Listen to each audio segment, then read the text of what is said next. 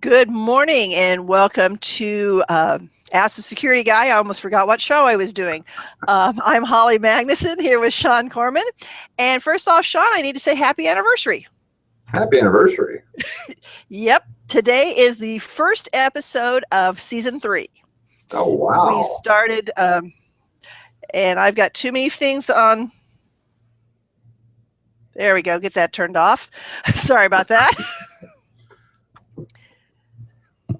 So can you hear me, Shawn? I can hear you. Technical difficulties are always so much fun. Well, that's the way to start off season 3. All right, now can you hear me and I can hear you? I can hear you just fine. All right, good. So yes, it was August of 2014. We did our first Ask the Security Guy episode. Wow. So this is the start of season 3. And for some fun, we are going to have a great episode talking about Pokemon Go. For those of you who are watching, and if you want to send us a question, you're going to have to do that by emailing training@apu.edu. Google made some changes on us, and with those changes, we don't have a Q&A app anymore. So I'll have that fixed for next month. But for now, you can just email training@apu.edu with any questions or comments. And with that, Shawn, I'm going to turn it over to you and let you start sharing about Pokemon Go. Well, as you can see, I have a delightful little guest in the background here. No, he is not in the app, so please do not stop by my office with your phone trying to capture him. Oh, come on. Yeah. But we did want to talk about Pokemon Go. It's all over the news. It's all over the media. Arguably, we've got people in prison getting traffic tickets, finding all kinds of unpleasant things in unusual places. And it's been really interesting to see the level at which this has risen. A colleague of mine told me this morning that the mayor of New York had put out a thing about it.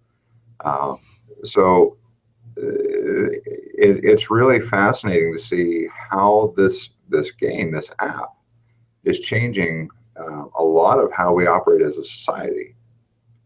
On the positive side, you see people actually, going outside and, looking around. Now, granted, they're looking at their phone too, but they're out, in the world.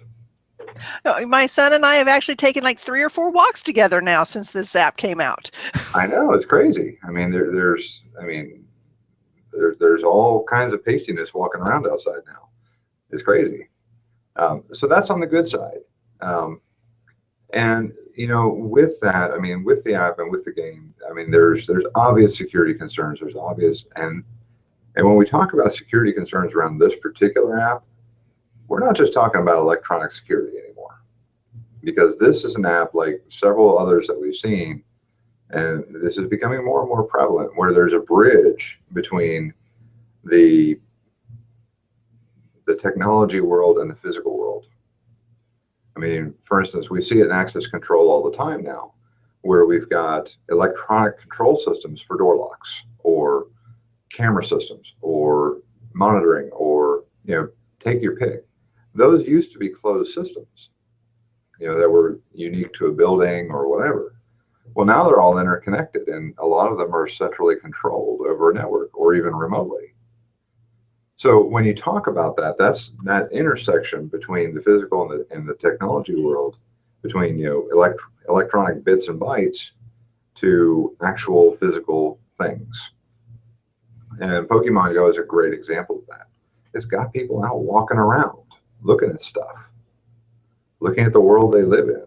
So that's a positive thing. But with that comes some words of caution. Not everything and not everyone are friendly. There's the dojo where I train. A friend of mine there posted a great video, and what she put out there was it's a video that talks about the physical security aspect of this from a social engineering standpoint. And as you and I have talked about, social engineering is a big part of security. It's how we manipulate people to do things, right? And it comes in the context of electronic security and internet security and that kind of thing, and technology security. because we typically see it employed for access or for monetary gain of some sort. Well, in the case of Pokemon, it actually goes a little further. Those are still part of it. But with Pokemon now, you also have the risk of abduction, mugging, various kinds of assault, and they're very real threats. The video, and we'll share this in the show notes, but the video does a great job of giving real examples of how this guy walked up to a variety of people, different age groups, male and female, and laid out some story about the app and then had them walking off with him. And in one case, he approached two teenage girls and said, well, hey, why don't you just hop in my car and we'll drive over to where these Pikachu are. And they were ready to hop in his car. And he stopped them and he started asking questions, why are you willing to do this with a complete stranger? You don't know me. And they talk about connectedness and the feeling of inherent trust of other players of the game. Well, like we've talked about before, anytime you deal with the idea of trust, that can be twisted. Why would you automatically trust someone who's playing the game? Why would you trust their motivations? Why would you expect them to be benign? But, and it is in our nature to want to trust, I think. My nature is somewhat twisted, granted. No. But at the end of the day, I think, we have an inherent desire to be able to trust one another. And this game brings that sense of continuity, of community almost, bringing people together for a common goal or competitiveness or whatever. But it's also creating some risks that, we need to be thoughtful about. The physical world is as hazardous in a different way as the electronic world. In the electronic world, will you get hurt? Yes, your finances will get hurt, your identity will get stolen, your online presence can get trashed, your name can be defamed, but none of those are really physical threats until you get into the medical technology world. And even there, right now, the threat platform is fairly limited. The risk there is growing, as we become more technologically advanced with some of our medical devices. The risk also goes up with that. But from a large scale perspective, it's different. But, it was interesting. The last couple of weeks, I've gotten notifications from the FBI, multiple. And one of them is talking about the idea that, they're just alerting other law enforcement agencies and saying, look, you need to expect a much higher degree of interaction with the public because you're going to see a lot more people in and around common landmarks, general other areas, just, people in places that we don't or haven't normally seen a high volume of foot traffic. Well, this is all based on the game where you have poke stops or you're going hunting for, whatever creature is available, so it's an interesting side effect. I also read an article where hospitals apparently have poke stops in them. And they're actively petitioning to get the poke stops removed because they've got, now they've got foot traffic going through hospitals that have nothing to do with medical care or visiting patients or anything like that. Okay, that's going to create a problem. So, one of the questions, and I'll leave this to the viewers to decide, is, are the trade-offs worth it? Because on one hand, we see this tremendous positive of people getting out and about. They're exercising, they're seeing the world around them, they're engaging again, they're getting out of themselves. And one of the things we've seen as a society where we've become very closed in, people don't know their neighbors anymore kind of thing. But with that interaction comes risk. But the risk is a different sort. Now we're talking physical risk. One of my favorites was I saw a alert come from the Railway Alert Network. It's a situational awareness alert. And what it's talking about is it's alerting railway employees to be on high alert for people in and around railroad tracks, train crossings, all kinds of places that are oddly enough dangerous because you have thousands and thousands of tons of moving steel. But people, out there with their looking at their phone, looking up, looking at the phone, looking up, oh, there's train. And they're trying to get all of their employees on high alert to be aware of people who aren't. So from that physical security side of it, if you're going to play the game, great, enjoy it, have fun, be aware of your surroundings. If you live in or near interesting areas of town, be careful about where you go and when you go. An obvious one that has been in the news a lot: avoid freeways and don't do it while driving. That's why Mark holds my phone while I drive. So. Oh, okay. There you go. Yeah. So, and I was actually talking to a new employee yesterday who her fiance is really big into the game, and she drives everywhere, and she slows down when he tells her to, and so that they keep moving, but Yeah, I mean, it's a safer way to go. But I mean, I'm sure you see in the news all the different traffic accidents and just basically stupid human tricks that are going along with this thing. So, but we're seeing also, we're hearing about people getting mugged, or people finding dead bodies, people finding other kinds of interesting surprises in the real world, which is, for me, from a security perspective, is really neat to see.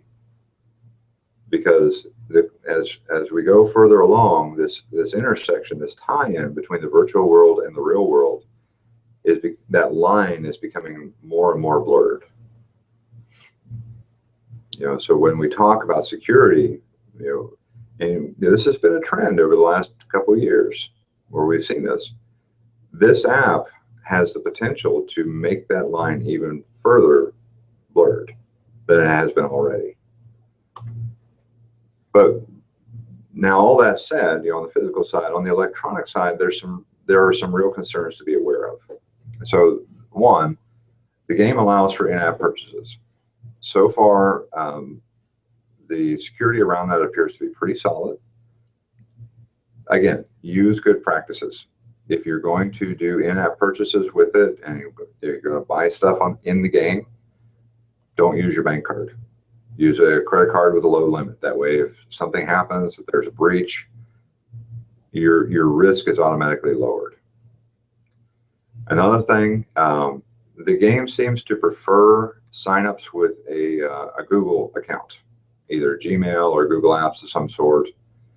For Android users in particular, make sure that if you do sign up for the game that way, you are not using your APU account. Use your personal account. Just let me put that out there right now. Do not use your APU account for your Pokemon game. Okay. Do you want to dive into some of the reasons why? Well, when you set the game up and you fire it up for the first time, it's going to ask you for access to a few things, which in a brief statement is everything on your phone. I went through and set it up this morning just to verify that, and it's asking for access to all of my media and camera and recordings and contacts and files. And that was a really interesting choice of words. It was just files. Just a generic, okay, well, everything on your phone is a file of some sort. Period. Then it's also asking for my contacts, and it wants to use my mic and camera, and it's like, okay, so essentially I'm turning over control of my phone or access to my phone to this game. So I said okay to all that against my better judgment. Just for the sake of experimentation. And then went and read the terms of use. Now, the terms of use are a fun read on this one.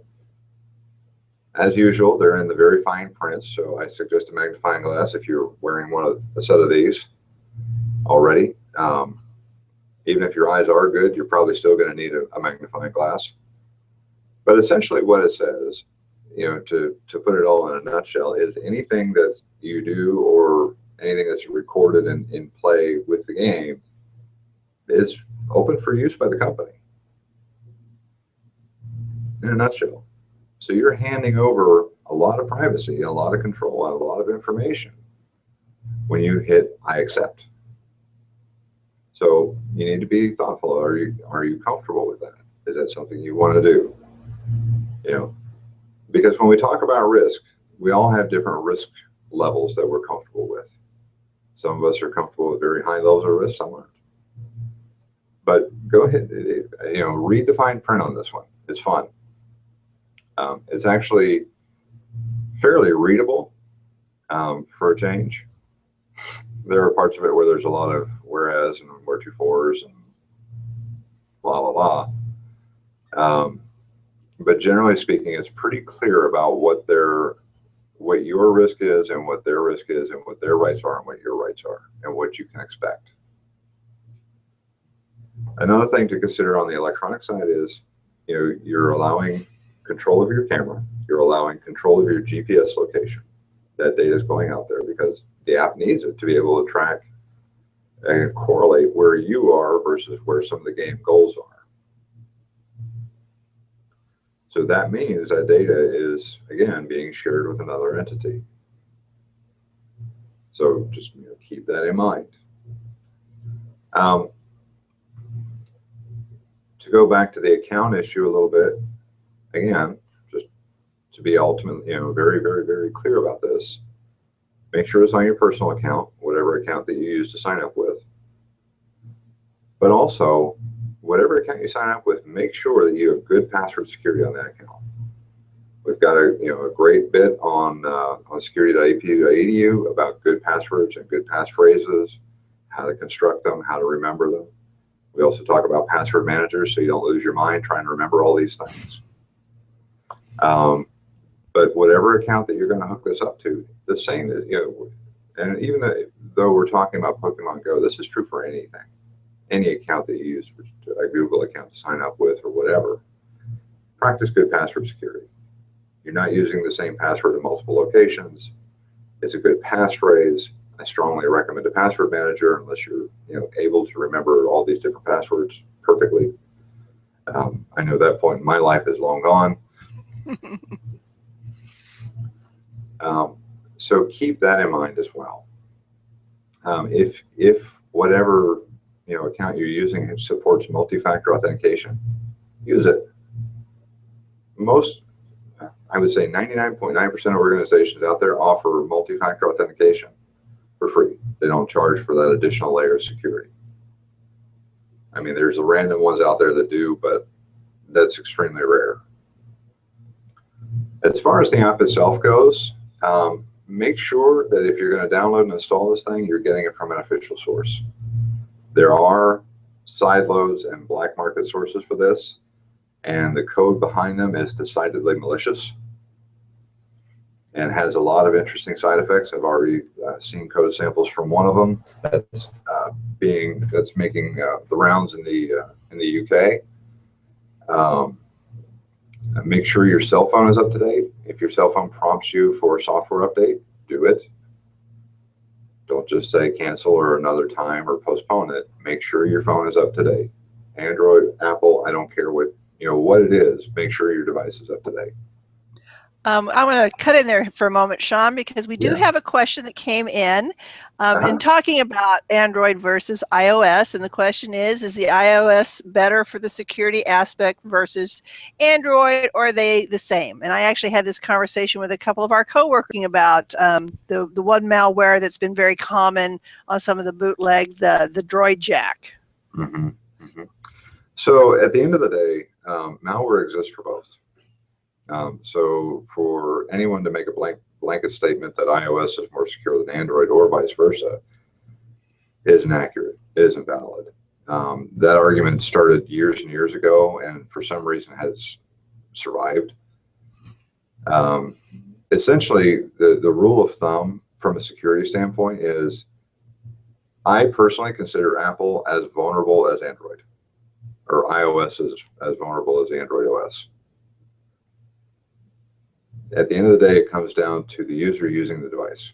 If you're employing good security practices, you're using known sources to get your stuff, you're not clicking on links that come from random people, or you're reading emails carefully or text messages. I've been getting a bunch of text messages lately that are phishing. And what it'll do is it'll sideload something when I click on the link. Some of these attacks are geared for Android, some of them are geared for iOS. But the trend has been a sharp increase in the amount of malware available for iOS. That's what we're seeing. And it comes down to numbers. The more devices you see of a particular type out there in the market, the more you're going to see malware populate for that. It's purely numbers. So that's why the Windows phones are so safe, right? Yeah, we'll go with that. I said that for the benefit of my oldest son, who loves his Windows phone. I've actually used one, and they're pretty nice. But I mean, it's not my daily driver. But no, and at the end of the day, it's not that they're any more or less secure than anything else. They don't have nearly the market share that Apple and Google do. So we're not going to see much for them, which can lead to a false assumption that it's more secure by default. So yeah, I don't want anybody. It's not a safe assumption that I have an Apple device, therefore I'm secure. Not true. You're really, in today's world, you're as secure as your practices are. Shawn, we do have another question that just came through. Sure. And let's see. I'm anticipating this game being disruptive to our academic mission this fall. I don't really want people coming to the library just because there's an awesome Pokemon there. Sure, I want them to come to the library. I don't know. I probably should have said that. But anyway, Marshburn, but I want them to come for professional expertise in our information services, not to play a game. Can we influence the game producers in how they place Pokemon on campus? Well, like I said, I mean, there's a bunch of healthcare organizations already petitioning the company to remove Pokestops. I think that's the correct term. And other type of in-game reasons for that kind of traffic. So it's something we can look into. But at the end of the day, I would actually suggest find a way to spin it. If they're coming in anyway, how do we engage them? Well, one of the things that we've noticed, and I was talking to someone else about it, is a lot of churches are either Pokemon stops or gyms, which, yes, I know a little too much about this game already. And I find that comical that they've used churches, as sites. And I've yet to see the church billboard yet that has said, come join our Pokemon gym or whatever. Right. So, but, there may be a way to make a positive spin on it if we can't get rid of the little critters. Well, and at the end of the day, like I said, it's increasing foot traffic around all kinds of places. And there's a part of me that says, if we've got people out and about already, how do we engage them? How do we get a message to them, whatever that message is? I mean, what I worry about most is their security and safety. Different places are going to have different primary concerns.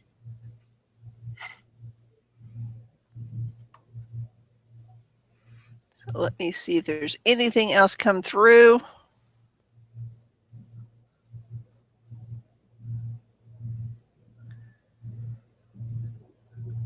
I'm hearing instant messages coming through. That was not a mode that I asked for communication from. Okay. Yeah, Jonathan, we did talk about iOS and more secure than Android in regards to the Pokemon game. I personally I was looking through the articles. I didn't find any articles that talked about definite identified malware hitting up in the Pokemon game. The Android definitely has had the Android Jack malware in some of these off sites where you've not gotten the game through the resource. I Right. didn't look at all the articles I found yesterday, but I think Jonathan's question is more, are we seeing something? But at the end of the day, we've got to use best practices. Yeah, it's perfectly natural for people to have that question about which one's more secure. Um, but again, at the end of the day, it's all software and combined with hardware. And there's going to be errors in the code, which are going to be vulnerabilities at some point. So with the game in particular, there's an official version on Google Play. There's an official version on the iTunes Store. Where we're seeing the most problems are in countries that the game isn't being distributed yet. Mm-hmm. And that's where we're seeing the black market stuff pop up. And it's loaded with all kinds of goodies. And I've seen screenshots of it. It looks identical to the real game. A lot of the code is identical to the real game. But there's a lot of added code that is not in the real game. But, again, that has to be side-loaded. So there's a bit of effort involved in doing that. And then, again, with doing it on an Apple device, you would have to, jailbreak it or something like that, where you're already intentionally breaching the security of the device. So, and that's where a lot of this, comes in, is when you root it or when you, jailbreak it or whatever, you're automatically compromising a lot of built-in security. So, is it fun? Does it give you the ability to do more stuff with your phone? Yes, it does. But it increases your risk level because you've by default disabled some of the built-in controls. And because we are using our phones more and more as mini computers where, we're accessing banking information and our, work email and that type of thing, you want to have as much security in place as you possibly can. At least I do. Exactly right. I mean, today, the phone that you carry, I'm seeing more and more people who use only a mobile device. Mm-hmm. In fact, I know of a couple of people that they have computers at home, but they rarely ever use them because everything they do is on a tablet or a phone. So, I mean, it's pretty interesting to see that paradigm shift. So, again, security really exists, and it starts with the user, not the device. Your practices, the way you conduct yourself online, is really that's where your security is derived from. The tool is built to do its best to protect you, but at the end of the day, it's just a tool. Yeah, it still doesn't replace our having common sense and doing good practices and using our phones in a safe way. Yep, exactly right.